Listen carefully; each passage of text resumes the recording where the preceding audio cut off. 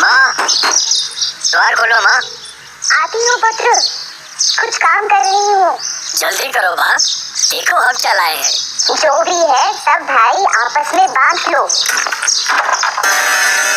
हे ईश्वर, ये क्या निकल गया मेरे मुख से? अरे ये क्या? ये रात्रि कन्या कौन है? इसे हम स्वयंवर जीत कर लाए हैं माँ, और आपने तो हमें आपस में। भारी भूल हो गई पुत्र मुझसे। इतनी उलझनों में मुझे स्वयंवर का स्मरण ही नहीं रहा। ये भैया अर्जुन का चमत्कार है माँ। जहाँ बड़े बड़े भी असफल हो गए, वही भैया ने लक्ष्य साध लिया। द्वार पर ही खड़े होकर सारी बातें करनी है माँ। अपनी बहू का स्वागत तो कीजिए। हाँ, मैं तो भूल ही गई। आओ पुत्री, अब इस कुटिया में कहाँ बैठाऊं तुम्हें? पर बहू, हम सदा के लिए यहाँ नहीं रहेंगे। अंदर कोई है? अब कौन आ गया? सहदेव, देखो तो। अरे ये दोनों। हमें आशीर्वाद तो दो बुआ। बुआ, हमें पहचाना आपने? कृष्ण और बलराम ही हो ना? तुम तो अपनी बुआ को भूल ही गए थे। ये पांचों तुम्हारे भाई हैं। हाँ बुआ, हमने इन्हें पहचान लिया। भैया युधिष्ठिर, भैया भीम, अपने अनुजों को आशीर्वाद तो दीजिए। आश्चर्य है कृष्ण, ऐसा लग ही नहीं रहा कि हम पहली बार मिल रहे हैं। वार्ता भले नहीं हुई हमारी, पर हम पांचाली के स्वयंवर में मिल चुके हैं, और पांचाली तो सखा है मेरी। अरे कृष्ण, बुआ को भी तो कुछ बोलने दो। तुम तो एक बार शुरू हुए नहीं कि बस। ये मंगलस्वर, ये इतने सारे वादक यहाँ कहाँ से आए? इन्हें महाराज द्रुपद ने भेजा हुआ बुआ। हाँ, लगता है पांचाल नरेश के गुप्तचरों ने आप सबको ढूंढ ही लिया। प्रणाम माता। महाराज द्रुपद ने आप सभी को राजमहल में बुलवाया है। बाहर पांचाल कुमारी के लिए पालकी प्रतीक्षा कर रही है। राजकुमारों के लिए रथ, हाथी और अश्व हैं। कामपिल्ली के राजभवन में विवाह उत्सव का भव्य आयोजन किया जा रहा है।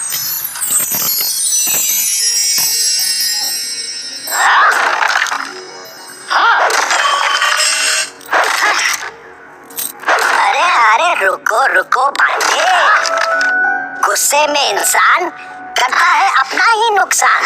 रुक जा, मेरे सामने से हट जाइए माँ, हट जाइए मेरे सामने से, नहीं तो अनर्थ हो जाएगा।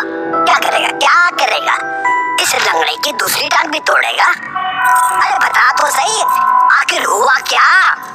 आपको बहुत भरोसा था ना अपनी चालों पर। शनि की चाल टेढ़ी होती है ना भांजे, और ये तो तेरा शुक्री मामा है ना, इसकी बुद्धि टेढ़ी है। इसलिए कहता हूँ कि अगर शनि की चाल से कोई बच भी जाए, पर जो एक बार मेरी बुद्धि जाल में उलझ गया, वो जल बिन मछली की तरह तड़पता है। पढ़ पढ़ पढ़ पढ़ पढ़ पढ़ पढ़ पढ़ पढ़ पढ़। इसलिए कहता हूँ, लोमड़ी सा सोचो, भाग सा नोचो।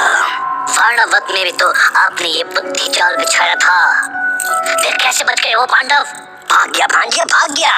लाक्षागृह की उत्तशक्ति ज्वाला से उनके भाग्य ने बचा लिया उन्हें। वो सब मारे जाएंगे भांजे, सब मारे जाएंगे।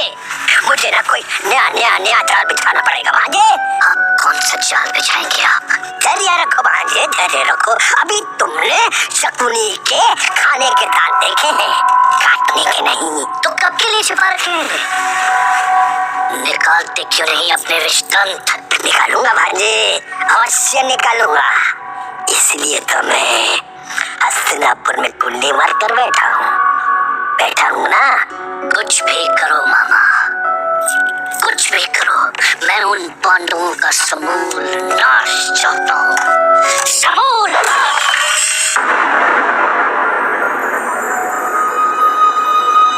अच्छाई का नाश कोई नहीं कर सकता पांडु कुमारों। ये द्रुपद तुम्हें दुर्योधन की दया पर नहीं छोड़ेगा। देवी कुंती, अब आप तनिक भी चिंता न करें। मुझे कोई चिंता नहीं है महाराज, मैं प्रसन्न हूँ। आपने हमारी परिस्थितियों को समझा और वन वन भटक रहे मेरे पुत्रों को सम्मान दिया। तात, यदि आपकी आज्ञा हो तो मैं कुछ कहना चाहता हूँ। अवश्य, निसंकोच कहो कुमारी युधिष्ठिर, इसमें कोई संदेह नहीं है कि स्वयंवर में पांचाली को अर्जुन ने ही जीता है, किंतु बड़े भाइयों के होते अर्जुन का विवाह धर्म सम्मत नहीं होगा। ओ, पर यदि ऐसा है तो पांचाली से तुम्हारा विवाह हो सकता है या तुम्हारे किसी भाई से।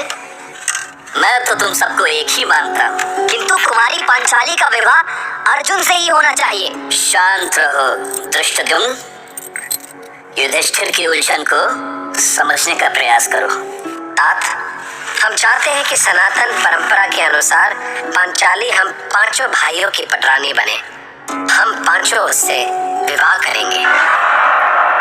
क्या ये असंभव है? ऐसा कभी नहीं हो सकता। सनातन परंपरा के नाम पर ऐसा अनर्थ। पर पांचाली का विवाह अर्जुन से क्यों नहीं हो सकता? बड़े भाइयों के अविवाहित रहते अर्जुन का विवाह अनुचित है धृष्टद्युम्न। ये मानकर अर्जुन ने पांचाली मुझे समर्पित कर दी, पर मैं चाहता हूँ कि मेरे किसी भाई के साथ अन्याय न हो या हम भाइयों में कोई द्वेष की भावना न जन्म ले। यदि पांचाली का विवाह हम पांचों के साथ हो तो। पांचाली कोई वस्तु नहीं है धर्मराज, जिसे आप पांचों आपस में बांट लें। पर ये स्वयंवर पांचों भाइयों के कारण संभव हो सका है। यदि हम चारों भाई साथ नहीं होते तो स्वयंवर में आए महारथी उसका हरण कर लेते। युधिष्ठिर के तर्क का किसी के पास कोई जवाब नहीं था, पर पांचाली अन्याय के सामने चुप बैठ जाने वाली स्त्रियों में से नहीं थी।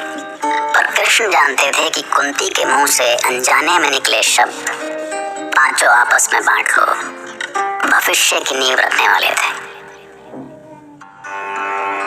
क्या आपने पांचों पांडवों को यहाँ इसीलिए बुलाया केशव कि वो मुझे आपस में बांट ले? तुम्हें कुछ और कहना है पांचाली? ये एक स्त्री के अस्तित्व का प्रश्न है केशव। मैं 5 टुकड़ों में नहीं बंटना चाहती। तुम क्यों बटोगी सखा? तुम तो जोड़ने वाली हो। तुम 5 शक्तियों, 5 भावनाओं, 5 आत्माओं को जोड़ने वाली हो। ये संसार 5 तत्वों से मिलकर बना है।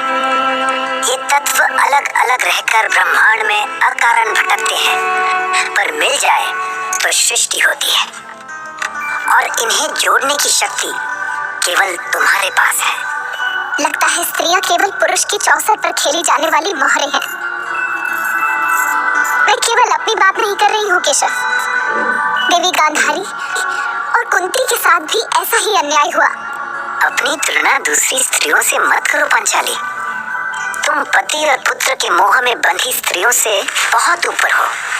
आपके शब्द मुझे शक्ति और साहस देते हैं केशव। मैं आपके शब्दों से स्वयं को समझना चाहती हूँ। तो सुनो पांचाली, तुम्हारी प्रतिज्ञा और धर्म की स्थापना के लिए पांडवों का शक्तिशाली होना आवश्यक है। वो बिखरे तो तुम भी बिखर जाओगी और धर्म भी।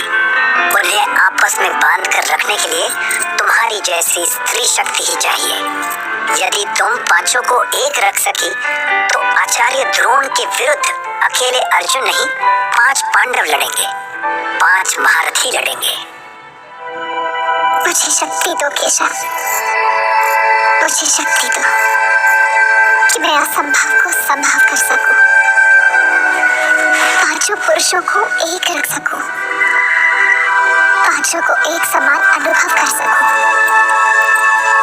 मुझे शक्ति दो। अहो भाग्य महाराज, अहो भाग्य। समस्त हस्तिनापुर में कुरुवंशियों की जय जयकार हो रही है। भरत कुल की पताका हस्तिनापुर से पांचाल तक लहरा रही है। अहो भाग्य, अहो भाग्य। मैं प्रसन्न हुआ विदुर, मैं प्रसन्न हुआ। पांचाल कुमारी के स्वागत के लिए राजकोष के द्वार खोल दो। पुत्र दुर्योधन की पत्नी हमारी राजलक्ष्मी है। आप समझने में भूल कर रहे हैं महाराज। पांचाल कुमारी का स्वयंवर दुर्योधन ने नहीं, अर्जुन ने जीता है। क्या क्या कह रहे हो विदुर? अर्जुन ने? तो पांडव जीवित है? तुमने मुझे पहले क्यों नहीं बताया? कहाँ है वो?